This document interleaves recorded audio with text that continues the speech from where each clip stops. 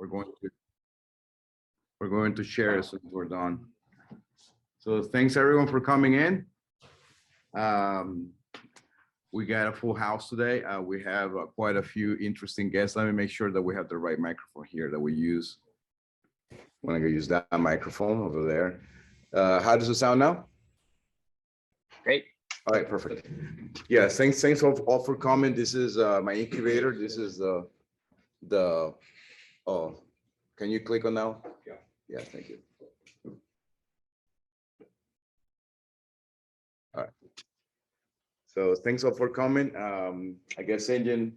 Yeah, I'll just start off. So the panel topic, essentially, we wanted to focus on the elephant in the room. So obviously, there's been a huge market correction. Funds like Tiger Global, Couture, ARK, huge losses recently. So the topic is investing with discipline, and we want to focus on valuation, term sheets, and due diligence. Edwin's going to be moderating the panel here in Boca, and Jonas will be helping out in Toronto. But Jonas, Edwin, I'll let you take it from here.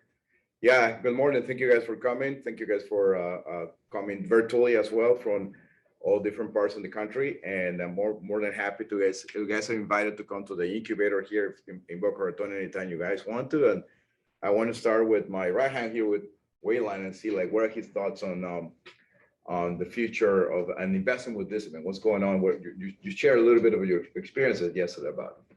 Sure. Yeah. I mean, firsthand, we've definitely experienced an incredible influx of capital from the sidelines, coming in the last year or two. And I think the the supply of quality opportunities were maybe not matching that demand. And we've seen firsthand, just rounds get bid up and funded exceptionally quickly, especially in, the Web3 space and emerging markets that we focused on in the past year or so. It's been crazy to see that, that speed of capital getting deployed. And I think when, you mentioned the Tiger Globals, the 0.72s, the Cotus, I mean, they definitely shook things up as they came in. I think, we have to be cognizant that they're also playing probably a different game than a lot of the medium size or smaller funds than them. So that's something we've realized, especially in emerging markets, we've seen them, take a more like index approach across the space, like a Tiger. Their mandate has been insane. We've been hearing they said get 2 deals a day done, and their mandate is a part of do not call me after. We're not here to sit on your board and give advice. We're here to deploy capital, and that's definitely changed the game for at least the venture stages of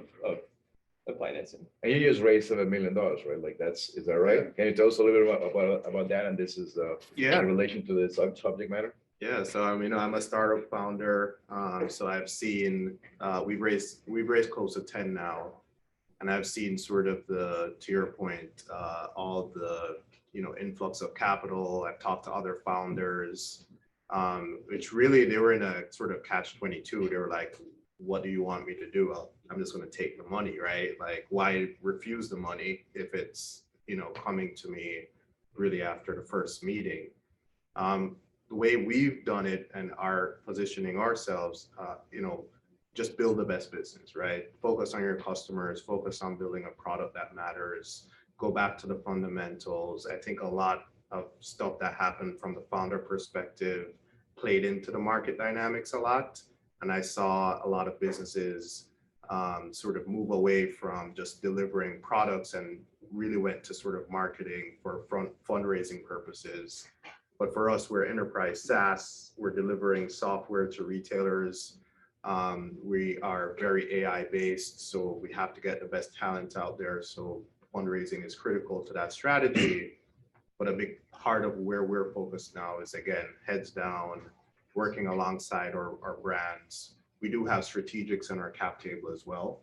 So that is definitely supportive of our growth. But again, it's back to the fundamentals. And I think that's sort of consistent across the board from other founders I've talked to. Now, how about on the other side? Let's hand off like a little bit of the discussion to our guys on Zoom. How about you, Jonas? What's your input on this subject?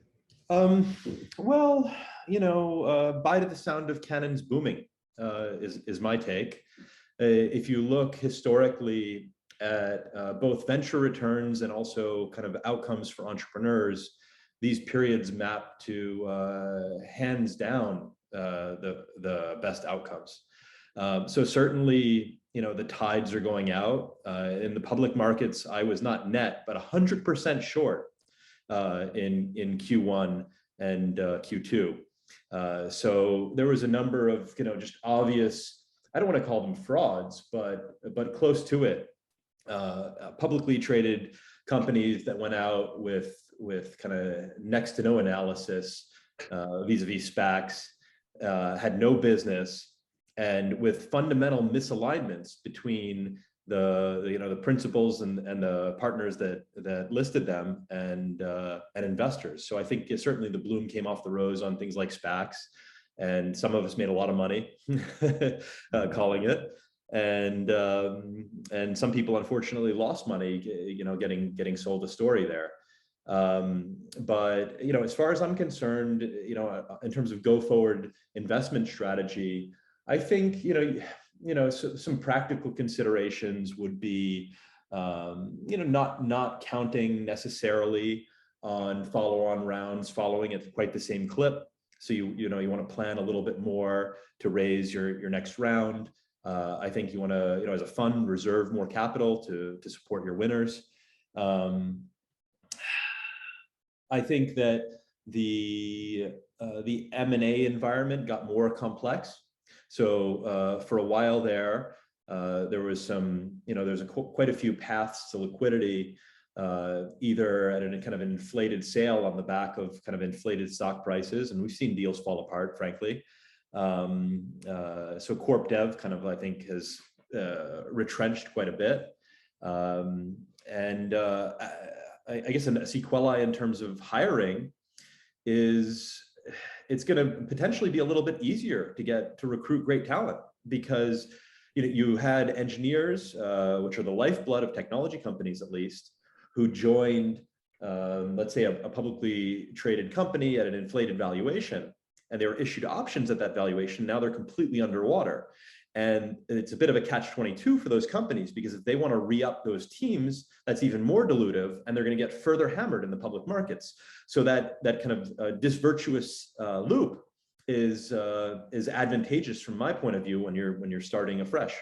I also think that there'll be opportunities to kind of, let's call it, move things off balance sheet. So a good friend of mine here in Toronto recently sold, because in the last year or so, sold his venture-backed company to a private equity roll-up, but in the process actually was able to extract the core IP and reposition his company as a developer tools, an API-centric company, whereas the private equity group really was only focused on the customers' revenue and EBITDA that their kind of existing business had. So I think that there'll be kind of a lot of carve-out, spin-out type opportunities where companies need to either raise money in creative ways or move cost centers off their balance sheet. So I don't know if that was too broad of a summary of some of the things. No, I think I like it. I think but yeah, you pointed out quite the spin-off and being creative with your assets. For example, like your friend did in Canada, sounds like a very good opportunity. Extracting the value of intellectual property sometimes is missed in many startups, when maybe potentially that could be the best value play in case a downturn, in case you need to be creative with the capital. So what are your thoughts? Waylon knows me well, and I've been harping on, I borderline been disgusted by the activity in the last 2 years. It's just too cheap of capital, really bad deals getting funded. The fact that people can't get information rights or due diligence done, or they're going to miss out on the deal.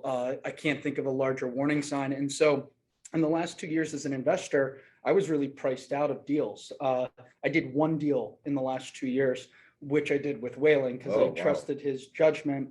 In that time, what we decided to do was we incubated a few projects because it was more capital efficient. And we've started the process of, get this resolved. Sorry. No problem. We have some, Yeah. So we started the process, or did we lose the Zoom? are you there? Still here. Great. Yeah, okay. Yeah, so we were able to launch some successful businesses that are already free cash flowing. While everyone else is on a hiring freeze, we've now opened up to hiring, but at a reasonable and responsible rate. And we'll be doing acquisitions this year and next. And I'm very excited to see all this crap get flushed down the toilet and focus on businesses that actually drive real value, and enough of the games and nonsense. So I'm probably the only one in the room excited to see a pullback. And I think it's healthy and we need it. Otherwise, we're chasing nonsense that shouldn't get funded and at valuations that are impractical. Let me ask you one thing. You mentioned yesterday, Luma, right? What happened, and what's your firsthand experience with Luma discussing valuations? You know about Luna, the Luna, yeah, crypto, correct. yeah. Yeah, no, definitely. We've good, close, we're advising a few friends, and they launched a hedge fund this year. So we've sort of rode that whole crypto wave with them, and it's been from a private markets perspective, I've never seen deals get funded with this velocity. And talking to one of the partners at one of the biggest funds, and I will not name that fund, but I talked to them about they had just led a round, and I said, what's that company? What do they do? They said, the partner was like, I truly have no idea yet. I haven't done due diligence, and they've committed to leading, right? So with an environment like that, I mean, the Lunas of the world are bound to happen. I think The big balloons that we're just pumping. exactly. about to I mean, burst, there's just so you're much, describing. and when you talk about the reset, I think this was inevitable. It's through Q3 and Q4 of last year. I mean, the velocity was incredible, and with the whole Luna crash, I think took a lot of air out of this bubble, especially in the Web3 and crypto space, which again, I think is a very healthy thing. There is actually diligence being done. And, when you talk about, the word utility, especially across Web3 and crypto now, I think there's a lot more awareness around it from, led by at least, the institutional groups in this space, who are all literally, just getting into the space, not really having any idea about what they are investing in, frankly speaking, especially more of the traditional firms that got active in the space. It was, just truly incredible to see firsthand. And this whole, I think now there's a reason for, regulators to start, becoming more involved, which, I don't know yet if that's a good thing or a bad thing for that particular space, but there's certainly, more discipline and diligence that will be coming around this time around, and also, the average age, I think the participants in that space are definitely younger, I would say, than traditional finance or even venture private equity. So for a lot of people, this is their first time now entering not only a bear market in the crypto space, but coinciding with a macroeconomic downturn. So this will be interesting to see how all of them adapt and adjust. Yeah, it sounds like for the last, let's say, decade, people would just throw money at different coins and just even randomly picking, and it was sufficient to get an exit. But with the current situation, then the smarts will have to come to fruition, and people with the smarts and the due diligence that you described, the discipline to invest, are the survivals, and all of those that did it in a random way, they will probably be wiped out and not being able to continue. So in that regard, we have also here Adam. So you want to chip in on that subject? Yeah, absolutely. I mean, I've been investing in venture since 2014. I run a fund now that's focused on pre-seed and seed investing called Looking Glass. And I don't invest in companies that are raising at valuations above 15 million post. My average over the last 2 years has been 9 million post money in rounds that are typically like $1.5 million to $2 million in size.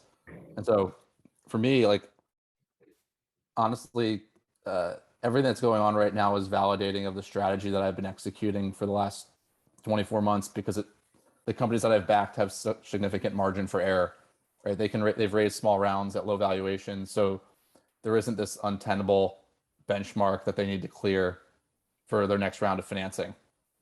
I have 5 companies out now raising $3.5 to $4 million seed rounds, and the valuations will be, certainly suppressed compared to what they were 12 months ago, but they shouldn't have been what they were 12 months ago, right? If you're raising $4 million right now, after you raised, $900K 12 months ago, that's a totally reasonable, trajectory of capital for capital raises.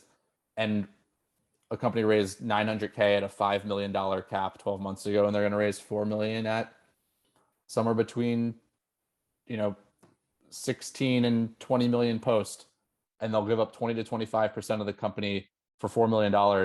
And it's a totally reasonable amount of dilution. But that round 12 months ago was getting done at $40 million valuation, right? Which was totally not that, frankly, not that 20 is even connected to fundamentals, but at least it's close to what a market valuation should be and would have been for the last, call it the pre-pandemic period. And so at this point, I would prefer that the market weren't tightening for a whole bunch of reasons, not the least of which is my own fundraising that's going on. But as a pre-seed and very, I'll say, frugal seed investor, I still feel fairly well insulated from what's transpiring right now. And I think it's going to take a long time before it even comes down to hitting, the rounds that I'm doing.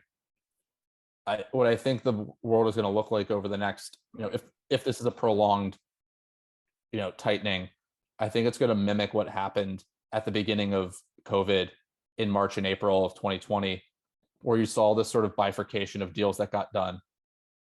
Tons of money went into Airtable and Figma and Stripe and Canva, large established, real legitimately companies that probably could be public, and they're clearly going to be winners. They're not going to disappear. They might be slightly overpriced, but these are companies doing, hundreds of millions in revenue. And then there's going to be tons of capital entering into the pre-seed and seed world, sub $20 million valuations, where people still want to write checks. They can move really quickly comparatively and still put a bunch of, still get a bunch of at-bats. And that middle, that series A, B, C, no one wants to touch those deals, because at the beginning of COVID, it was because it was hard to know if those companies were real or not, doing diligence over Zoom.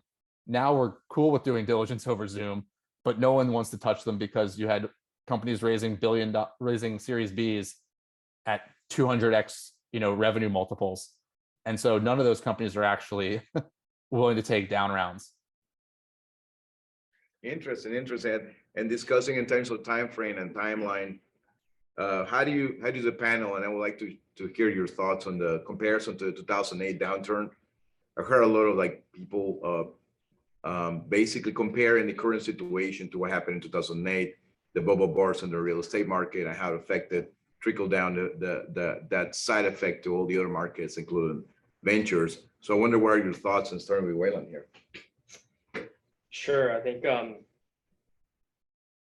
I experienced 2008, I think secondhand from my parents, who were both in corporate finance at the time. My mom's, actually was at Lehman even before that. So I saw that growing up, that first crisis. So I think that it was sort of ingrained in me at an early age that, these downturns do happen, as much as we'd like to believe in the last 13 or 14 years that, it was nice. I think it's reality really hit me in the last 4 or 5 months in a way that being a professional and in my working career, seeing that firsthand, experiencing that firsthand, definitely left an impact personally. So how do I take that, moving forward? I think it's going This is back to your the test. basics. Yeah, go really, it's been a test for us of going back to basics. We expected this over the last, let's say, 3 or 4 quarters. So we've been already pulling back and deploying capital. We've been reserving, as much of our balance sheet as possible for, going into this downturn or bear market. And we've also switched to more of a, incubation model, looking at, similar to what Connor mentioned, looking at incubating opportunities that we've identified over the last year or two. So I think that's how we're playing defense through this cycle, and looking to go back to fundamentals, building again, and waiting patiently sort of for the right opportunities. And I think across the board, that's a sentiment I've been hearing from a lot of my friends across PE firms, Wall Street, hedge funds. Everyone's kind of sitting on their hands. So I think that's how we're approaching it. We want to stay disciplined, keep building, and waiting for things to shake out. So Connor, what are your thoughts on that? Like, do you think it's going to be a downturn, that it's going to be a momentary downturn, or do you think that this is not coming, maybe like some people are predicting maybe 2023, 2024 to be actual recession to occur? I don't know, just like anyone else. I think there's a lot of unknowns, including what's happening in Ukraine, both from what's happening with the Russian invasion, but also what could happen with our food supply. We've inflated our currency away. There's a lot of issues, even stateside, that we're dealing with. And so I could see this disappearing in 18 months, or I could see this being a 3 or 4 year thing. I think what we have to see is what happens next. So I think there's just too many unknowns, and it's healthy to get in a more defensive position and figure out, what are the assets you want to shore up, and what are the things you want to get rid of.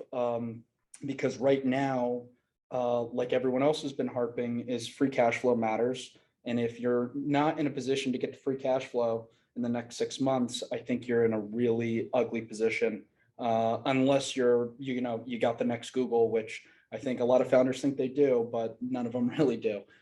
So I think it's healthy to figure out how you can be default alive, as a term that's been running around a lot. Got it.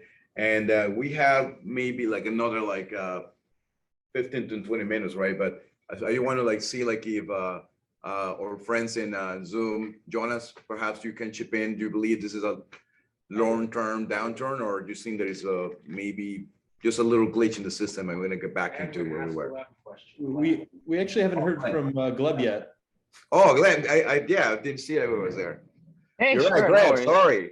No, no. Sorry about All that. good, I guys. think you are the best guys for this question, actually.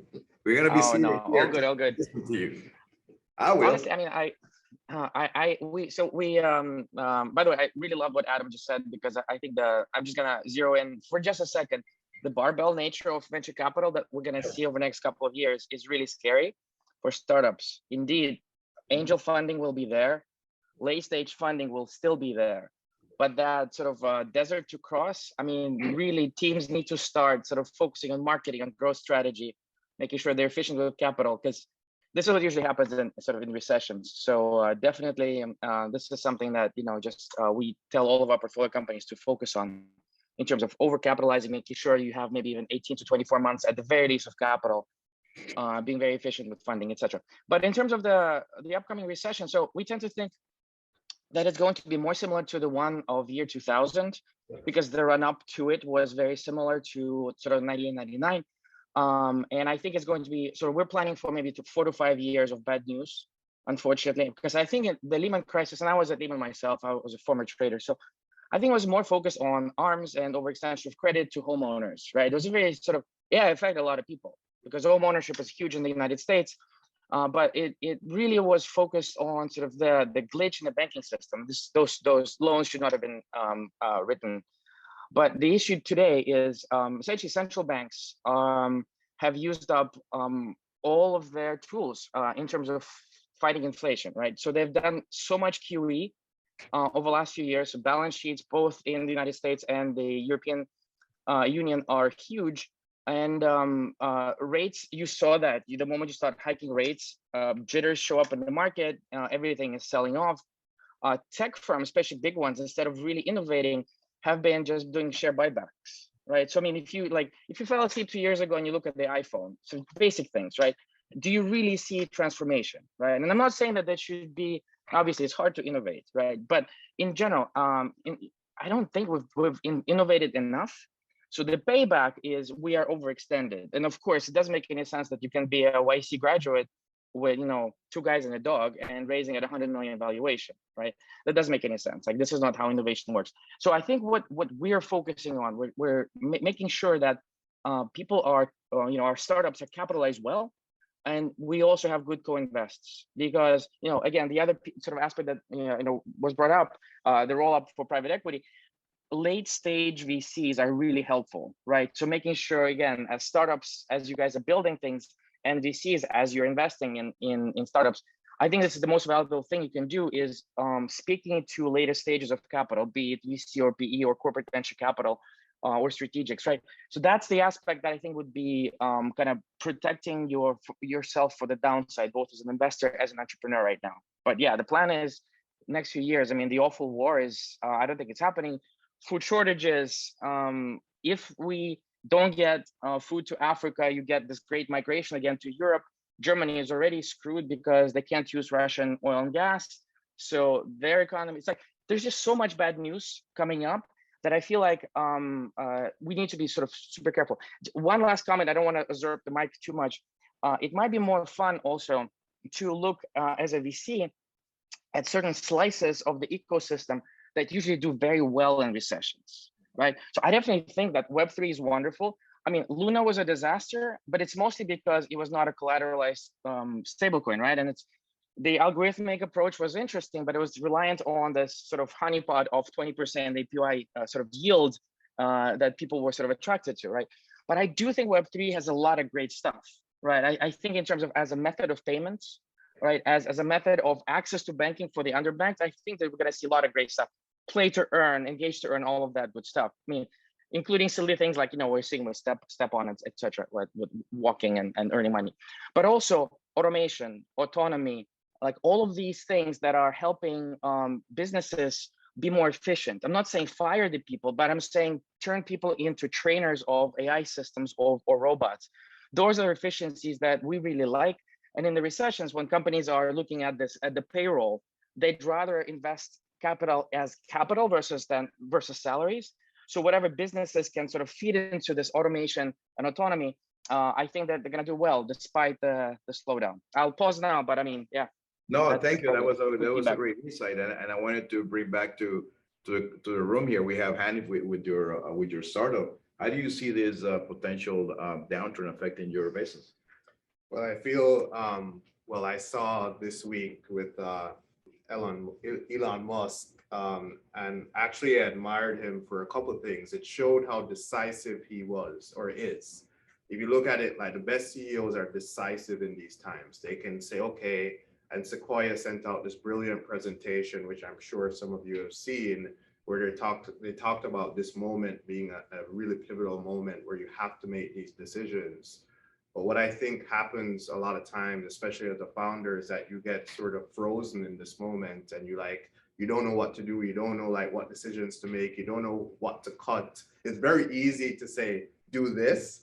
Whereas the next thing is when you have 25 people on your payroll and you have to drive efficiencies in your business. And one of the things that I admired about Musk was that he has so much stuff going on. He has a Twitter thing blowing up. His life is a constant mess. And he was able to just get his executives and say, look, everyone back to work, everyone in the office, even though that was potentially an unpopular decision, plus then obviously cutting 10% of his workforce. Similar mindset with me, right? I have to just be very decisive. I have to say, look, team, this is what instead of looking at a 6-month roadmap, cut it down to 3 months, cut it down to 1 month. What do we have to cut this month? What do we have to focus on? Which customers do we have to close, et cetera? It's just all about being decisive right now and just taking it in the moment. And I think that once, I heard, what you said about bifurcation in the market. I completely agree. I think angel deals are going to get done. I think growth stage companies are going to get done. I think the companies in the middle that have to grow and have to show that they're best in class to get funded, especially in later rounds, will come down to this moment where they have to be decisive, they have to make the right decisions, and they have to be ruthlessly efficient with capital to survive. And in terms of there in our panel there, Jonas, what do you think will be those opportunities or those markets that potentially will become valuable in this potential downturn? Well, despite the all the negative headlines, I don't think that the world is coming to a screeching halt. People still need food and shelter and credit, and the march of progress denominated in technology, which is really the only form of gains that we have as a species, continues.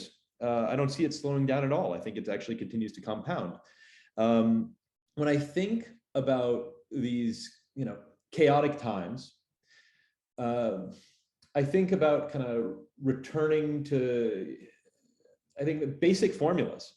So one would be it's an opportunity to tear down bad law is one thesis to explore. When you think about Uber and Airbnb, what did they really do? Well, they tore down bad laws, and the destruction of bad law mapped to the creation of value. To touch on kind of some of the Web3 opportunities that Gleb noted, and others as well. Sure, Luna's approach was a house of cards, but the idea of securitization and fractional ownership that is ultimately backed by collateral is interesting. And so I think what we'll begin to see is some of the infrastructure that was developed for things like NFT marketplaces, which up and way back down really quickly, get repurposed to things with social utility.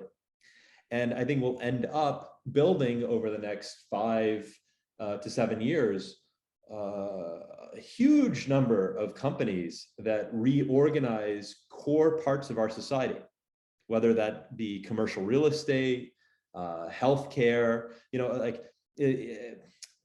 I think that COVID, to shift back in time just 2 years from the present crisis in Europe and the war in Ukraine, COVID, I think, provided us with an opportunity to challenge some of our assumptions as a society around, from if you want to focus on healthcare, how long it takes to develop and bring to market new modalities of vaccination and medicines. We had Operation Lightspeed, administration notwithstanding. I think it was just phenomenal that we brought to market all these mRNA vaccine options.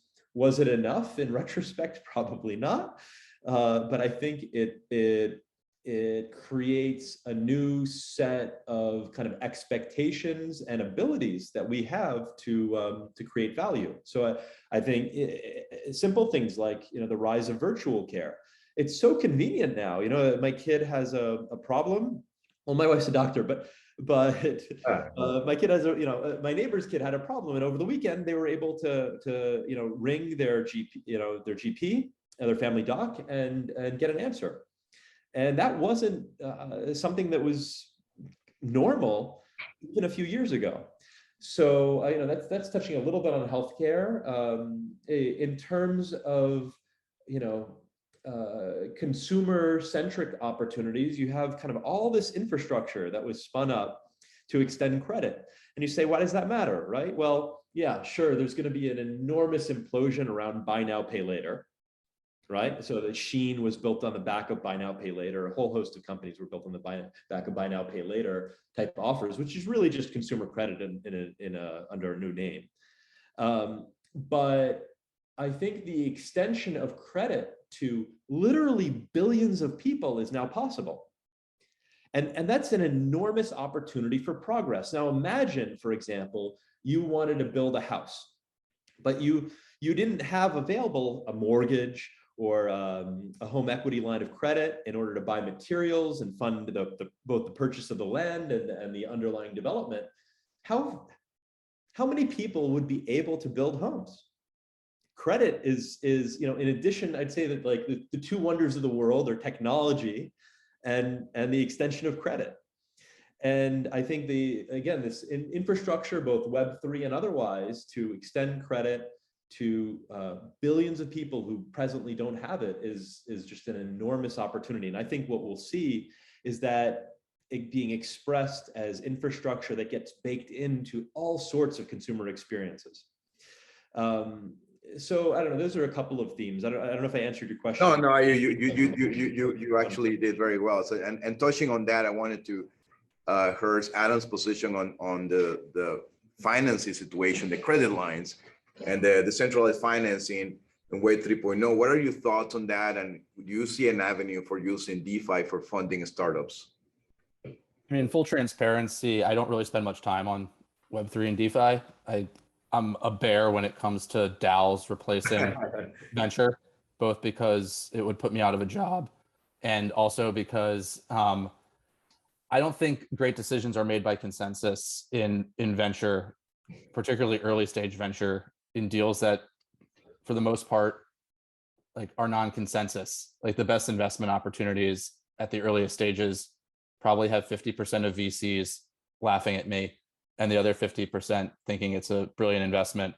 I think it's why I think a lot of investing committees don't have full consensus when they make decisions and allow the sponsoring investor to pound the table and convince others that they're willing to put their neck out there and and take a bet on a founder and a company.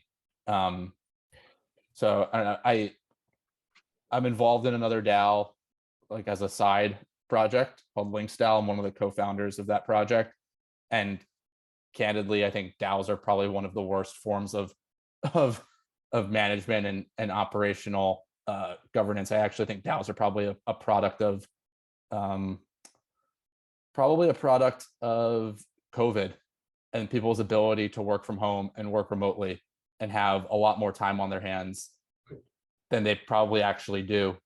If everyone were in an office, you wouldn't have probably 50 people working 10 to 20 hours a week on Discord, because they would have a boss looking over their shoulder, asking them why they're using some app instead of in an Excel spreadsheet. So I think to Jonas's point, like I think a lot of behaviors and a lot of things were accelerated and took place strictly because of a COVID, work from home, remote environment.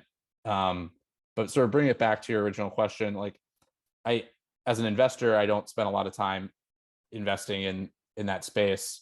You believe there is a big disconnect between the way investment is actually done by human beings and trying to turn that into a DeFi that's a structure might be dislocated in a way.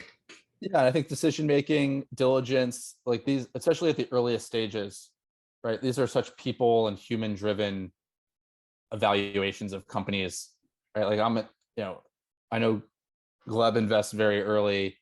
I'm investing oftentimes pre-revenue, a lot of times pre-product.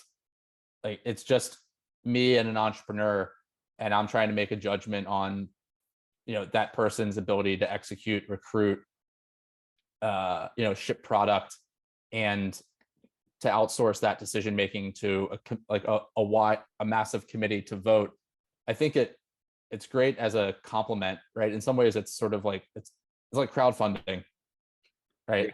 Except you're going to do it on chain, and as soon as the vote happens, that capital is on chain, so it automatically happens. it's automatically wired. But ultimately, I view it as just another form of crowdfunding, and it's another pool of capital that entrepreneurs can tap into, which is fantastic when we think about sort of funding innovation in a bunch of different ways, and different forms of capital align with different founders in terms of what they're trying to accomplish, right? Venture, I think, has become a blunt tool over the last decade. And actually, it's like and that's what happens when you raise billions of dollars in venture for venture funds. But I think venture is a precision instrument. It's meant to be used for a very particular type of company and a very particular type of objective, which is to grow at a sort of an unnatural rate. Like, you're supposed to grow as a company faster than you actually should, right? And when you've got billions and billions of dollars raised in venture funding, it's got to go to a bunch of different founders and entrepreneurs and companies that probably shouldn't raise that type of capital. They should raise, less aggressive capital, more patient capital, capital that's not underwriting to multi-billion-dollar outcomes, but could be comfortable with $100 million outcome, which could be life-changing for an entrepreneur who could retain 50% of that company. But even on a $10 million fund that I invest out of, $100 million outcome actually doesn't really move the needle for me, right? So like there are things that I think DeFi or even non-crypto enabled, capital pools of capital enable, that I think are great for entrepreneurs.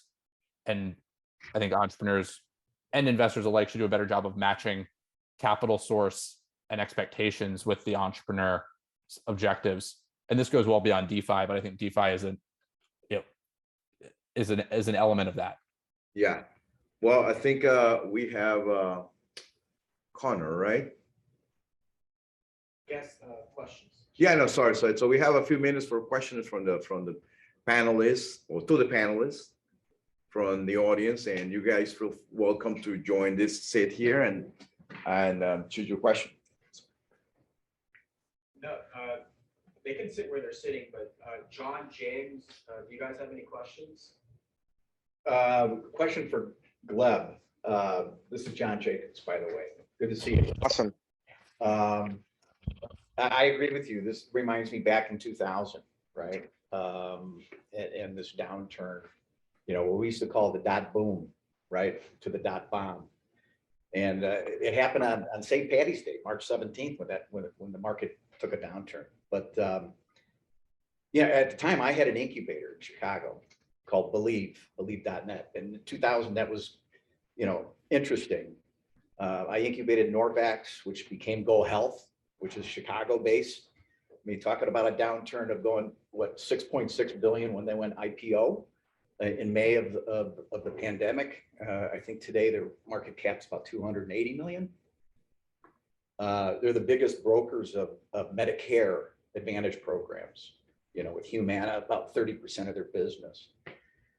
But, when you say, look at the recession-proof industries, and I'm big in healthcare. We own a home care company out of Chicago and Florida here. And just announced a new on-demand mobile app for independent living that's streaming virtually right now, very nicely. What are those recession-proof verticals or use cases that you were reflecting on, Gleb, that you think would be good to focus? And to Waylon's point and Connor's point, Connor didn't make an investment over the last 2 years. Pretty smart move, right? And maybe he saw it, and he was an oracle and saw the vision that things were going to take a downturn. But here we are. What could we take advantage of in these recession-proof verticals or categories or use cases that you would recommend to look at for investment? Well, yeah, I mean, it's a great open question. More actually of I think we should all sort of chime in on as the answer. My take on this is slightly biased. I'm a roboticist by training, so I love automation startups, right? So anytime you're dealing with efficiency, right? So Rod Brooks, my favorite professor actually, while I was at MIT, he has this great TED talk about robotics from years ago, and he essentially is saying workers should become robot trainers, right? Because simply, demographics is such that we're getting older as a society. We don't want to be doing the jobs of, say, mining or, like the ones that are actually really affecting your health. So we're actually fully on better off becoming machine trainers. And this also applies to artificial intelligence. So automation and autonomy in general is a great trade during recession times, because companies are looking to either cut the costs or increase the efficiencies, right? And some smart ones, they instead of cutting the staff, they try to introduce new efficiencies. And so this is where you can really supercharge the workers at a company, right? So finding these niche plays, as an example, would be in life sciences. We come up with a way to better look at all the patent filings and summarize them for the patent lawyers that work for a pharmaceutical company, right?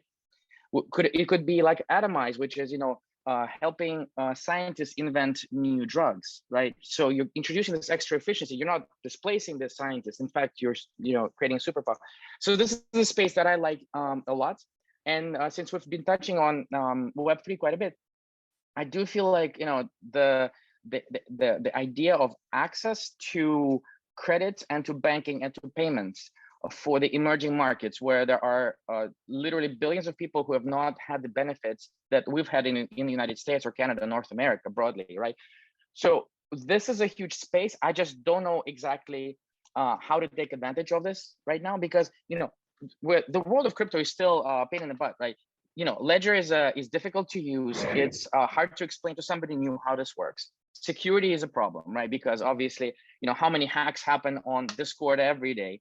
NFTs, they don't really have, most of them don't have utility. So a lot of people get excited. Maybe, it's fun for a bit and then the market sells off. So I do think there are fundamental things to solve there, right? So it would be infrastructure, right? Could you communicate between Avalanche and Ethereum in a transparent math sort of way? Like, our bridge is safe, but then you build the bridge and then it gets hacked. So is security safe for those bridges? Can, if companies, Solana is, let's say they're saying 55,000 packets per second, messages per second, they'll be able to process, and then they go down for 7 hours. This is still a problem. So there's plenty of things to fix. And if you're the one fixing it, I think you'll do well, right? But again, I tend to focus more on the automation aspect. So AI and robotics, so traditional sort of industry 4.0, future of work, that's the space, that's my answer. But I would love for everybody else to kind of chime in, see what people think. Well, I'll finish by saying we got commonality between Jonas and Gleb, that the market for helping the unbankables, right? And the billions of people that are out there who are unbankable. If we can go after a market like that and do it efficiently, well, that would be a good business to get into, Waylon. Awesome. Very awesome. I was going to chime in. That's exactly what we're actually looking at. Utilizing or not utilizing DeFi. I think that's a powerful tool, as you mentioned. I don't think the only way to play it is with DAO governance or in terms of that angle. I think credit is huge. I mean, we it's been said a couple of times, credit. The word credit thrown around, and I think in emerging markets, which we play a lot in, especially in Latin America, credit's non-existent. There's significant lack of access to not just credit, but all sorts of financing options up until the last year or two, where I think $19.5 billion of venture capital flowed through the venture ecosystem in Latin America. But prior to that, it was, I think, less than 3, and the year before that was less than 1.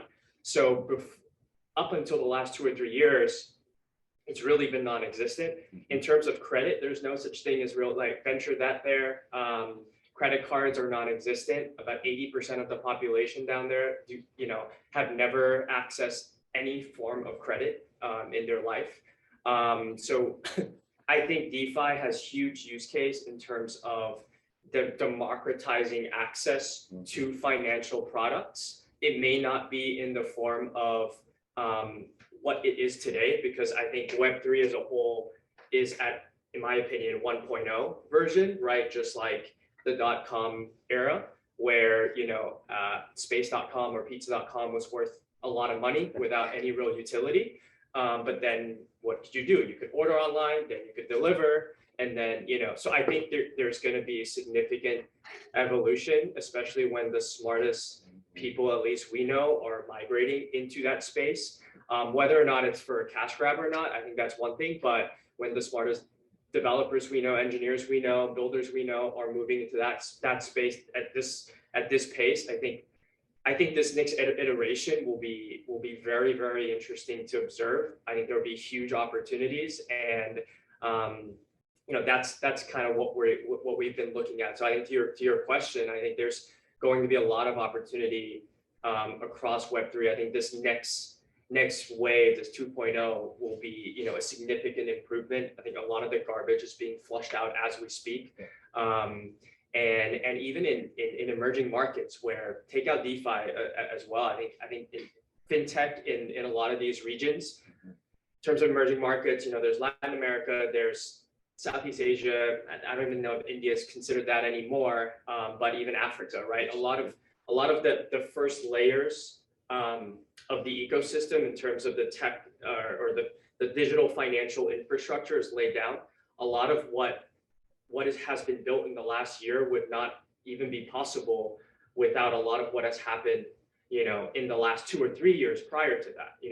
Even in Latin America, there's open banking just, sort of entered that market over the last 2 years. There's no such thing as automatic debit, auto pay. There's still a lot. It's still very analog. It's still very manual. Yet the next generation of consumers are yearning and searching. Even in emerging countries, they still grew up with an iPhone or some sort of smartphone in their hand. So they are connected. They are digitally native. And I think Web3 has just sort of changed the narrative as well in terms of the access points, right? In terms of being on-ramped and to have some sort of digital financial footprint, which their parents and prior generations probably never had a chance in having. So I think a lot of these are very interesting things that we're actually, looking at incubating a couple of, opportunities in that space, because there's just so much white space still. Yeah. And actually, to your point, Axie Infinity, right, during the bad times, right, of COVID, that allowed essentially Filipino grandmothers to make money because they couldn't sell, snacks to tourists anymore, right? So these things, I mean, they're exciting. Exactly. I think, cool statistic was, during the last year in the Philippines, there was more people with an Axie Infinity wallet than a bank account. Mm-hmm. Wow. Right. So, and they were making more minimum wage, or, more than minimum wage playing Axie Infinity versus, working as a waiter or, even, so I think, is that sustainable? No, clearly not. But I think, it's a one big giant math problem, which I think it's inevitably going to be solved. And, there is going to be a tokenomic structure that will work.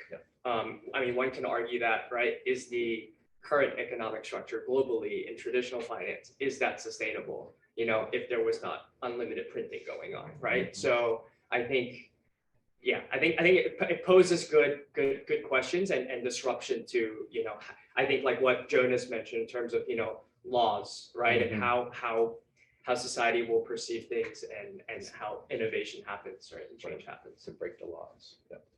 All right, so I think we're gonna have a little break right now.